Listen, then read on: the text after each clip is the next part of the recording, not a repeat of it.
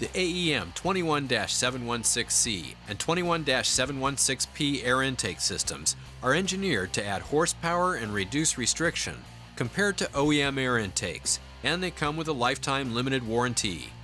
AEM air intakes utilize a reusable dry flow air filter.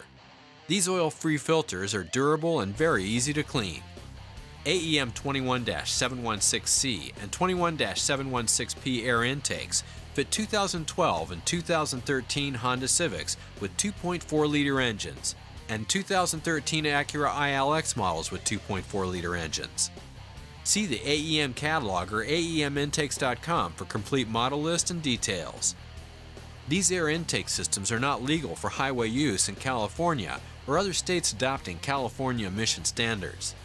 Check AEMintakes.com for up-to-date information on emissions legality for specific parts on specific vehicles.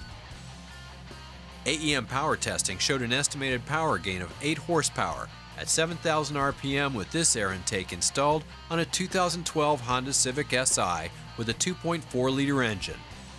Actual results will vary depending on the condition of the vehicle, mileage, weather, and other variables.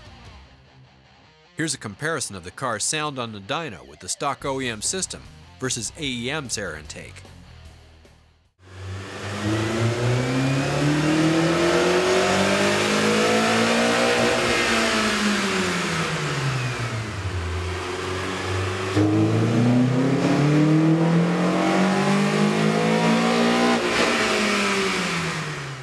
AEM air intakes come with detailed instructions with pictures and diagrams. AEM intakes are engineered for specific vehicles to produce a safe horsepower increase. Preparing the vehicle. Make sure the vehicle is parked on a level surface. Set the parking brake. If the engine is run in the past 2 hours, let it cool down. Disconnect the negative battery terminal. Do not discard stock components after removal of the factory system. Removal of the stock system. Unplug the MAF sensor. Release the MAF sensor clip from the airbox.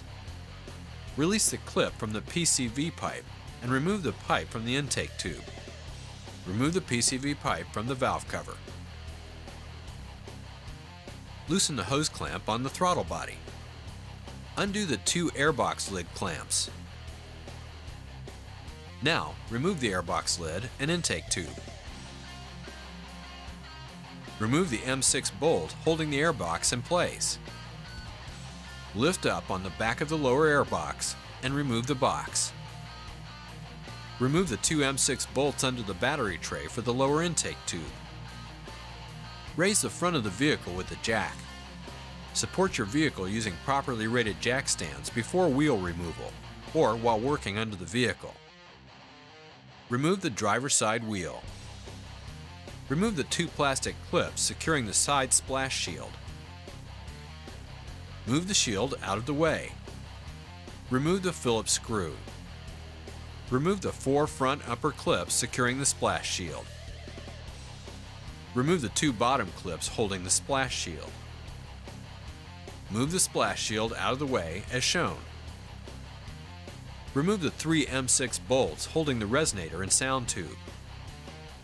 Disconnect the sound tube from the resonator. Remove the resonator from the vehicle. Remove the middle tube from the top of the vehicle. With a razor blade, carefully cut 2 inches off the plastic piece in between the front of the bumper and radiator support for increased airflow. This is how the cut piece should look after it was cut and removed. Remove the MAF sensor. Place a rag under the hose to catch any spilled coolant. Release the clip on the throttle body coolant hose and pull the hose off. Place a rag under the hose to catch any spilled coolant. Release the clip on the thermostat coolant hose and pull the hose off. Installation of the AEM intake system. When installing the intake system, do not completely tighten the hose clamps or mounting hardware until instructed to do so. Install the provided 10 and 5/16 inch hose and 2 1/4 inch hose clamps on the throttle body and thermostat, and tighten the hose clamps. Install the 5-530 coupler on the throttle body with the two number 48 hose clamps. Tighten the hose clamp on the throttle body. Install the MAF sensor in the upper intake tube. Install the coupler in the number 48 hose clamp on the upper intake tube and tighten the clamp. Now, install the number 44 hose clamp on the coupler, but leave it loose. Install the edge trim on the battery tray.